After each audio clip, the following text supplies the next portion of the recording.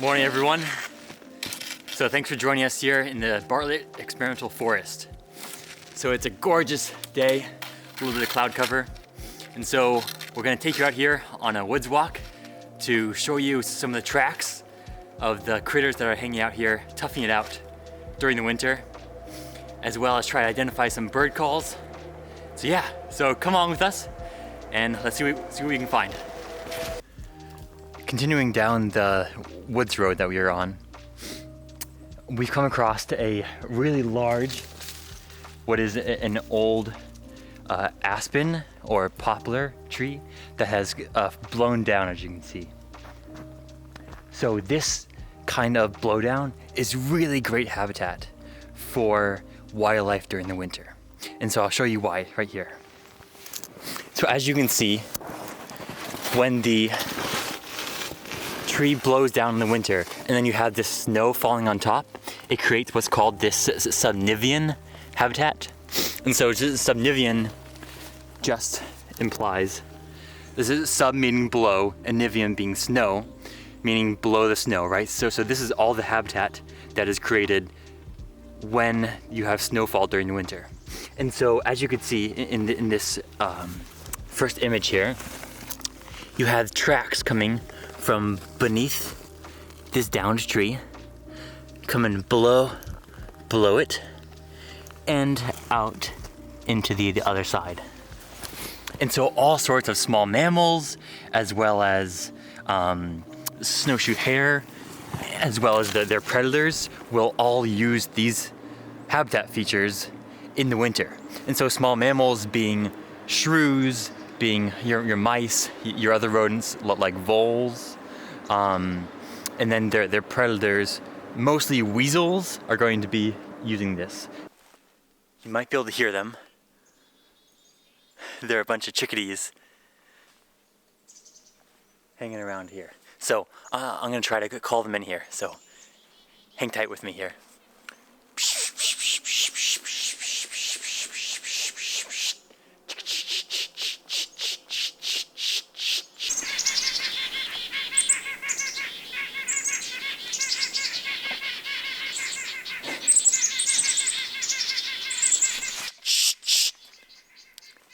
And so this pishing sound I'm making is mimicking the alarm call of a tufted titmouse.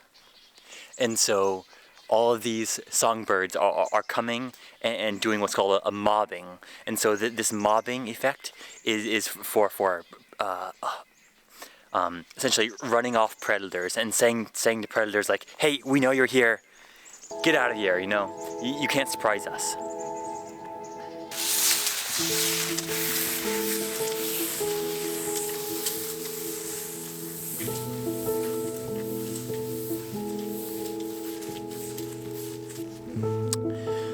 So we're still on this woods road, and we've come across two sets of tracks.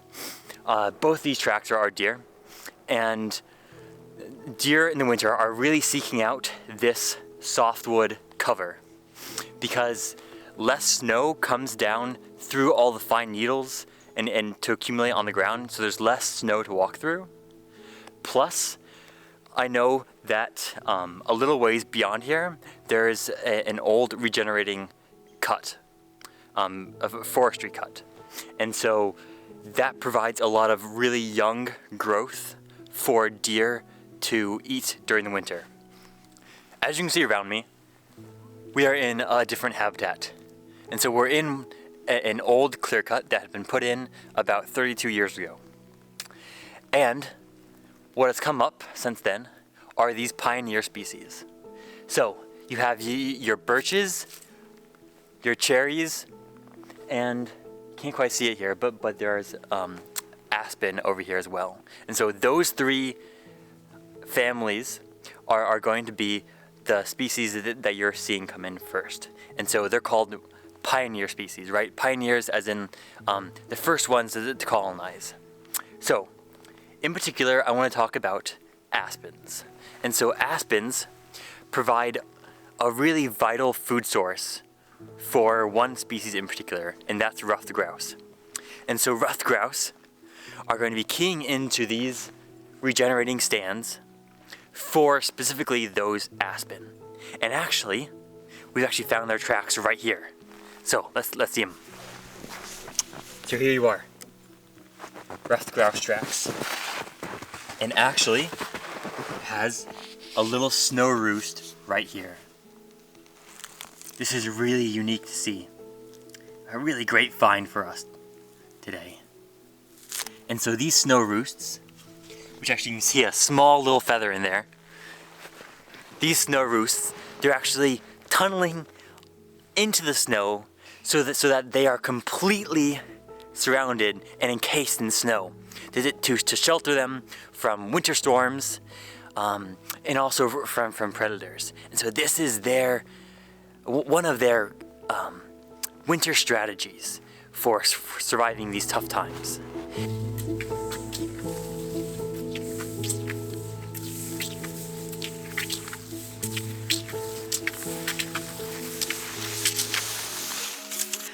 So our luck continues today. We have found more goshawk food, aka snowshoe hare.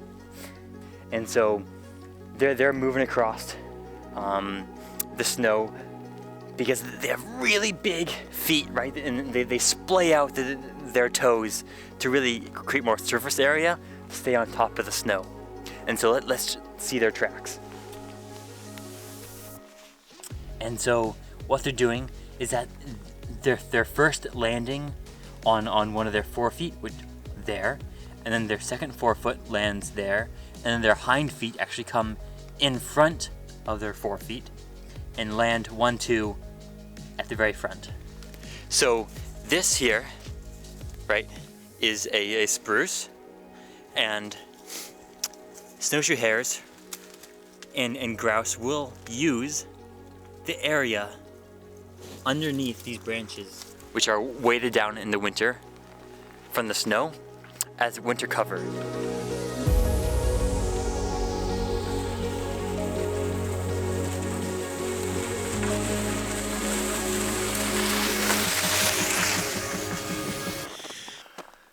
To the side of me here, up into the canopy, we have a mature beech. And this guy is special because it's really being selected by bears, and I'll show you why. If we look up into the canopy there, you can see, if you follow my finger, right above my finger there, it's what's called a bear nest. And so what the bears are doing is they're climbing up the tree. Also, one point, never run from a bear, and especially never climb a tree, because they are much faster than you. Anyways, so they're climbing the trees, and they're going up into the notches of the branches, and they're pulling in these small branches that have all of the beech nuts on them, and they're kind of like ripping the branches clean of beech nuts, and they stack the branches actually underneath them, so they create this like nests almost for themselves up in the canopy of these beech.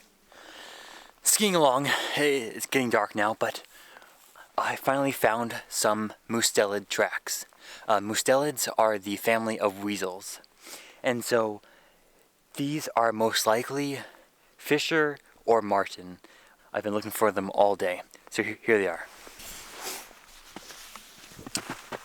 This is a set of 4, but you will also generally see them in these staggered pairs, like that. And then here you can see there are 3, but then there are 2 again, and it keeps going off into the woods here. Oh, actually you can see it would probably marked this tree, and then kept going, and it was probably focusing around these boulders and around the downed log there.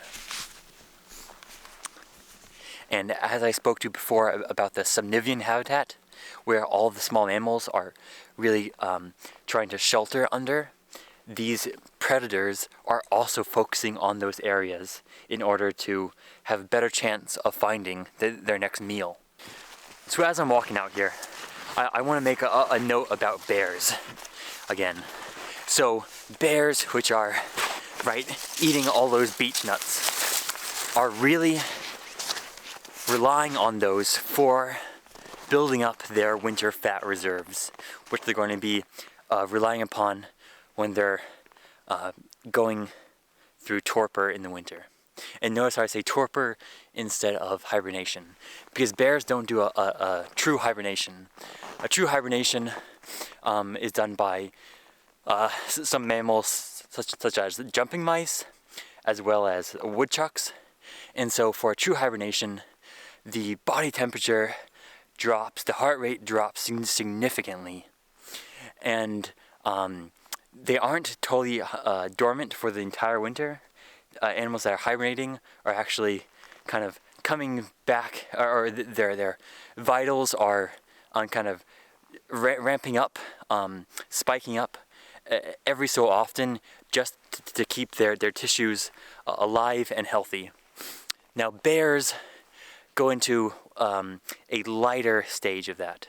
So their heart rate is dropping, their body temperature is dropping a little bit, but it's not that significant compared to true hibernators. So the day's coming to an end here.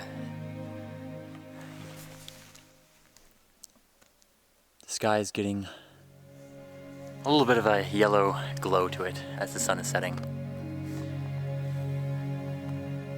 And we've been out here for the whole day, really just enjoying the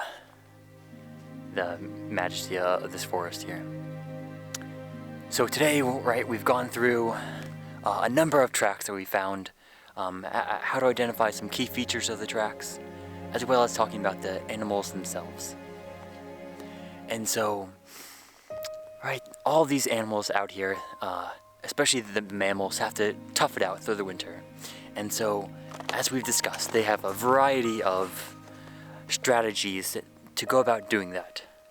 Right, you have some of your species like bears and some small mammals that are just kind of sleeping out the winter. And then you have your tougher animals like your deer, your mustelids and canids and snowshoe hare, which are roughing it out on the surface, finding browse every day. And then you have your birds, which are, right, the birds that stay here, your chickadees, your small songbirds, your goshawk, like we saw. Barred owls are also toughing it out and, right, puffing up their feathers to give themselves a little bit of insulation on some of these cold nights. And so all these animals have all adapted to this habitat, and they're all keying into specific features on the landscape. And so knowing how to read that is a really special treat, and really offers you a whole nother world to delve into out here. So I encourage you, use some of these strategies that we've talked about today, and I hope that we have kind of inspired you to go out there on your own and explore and appreciate and respect these animals out here. So thank you so much, and we really appreciate you guys coming along for this woods walk.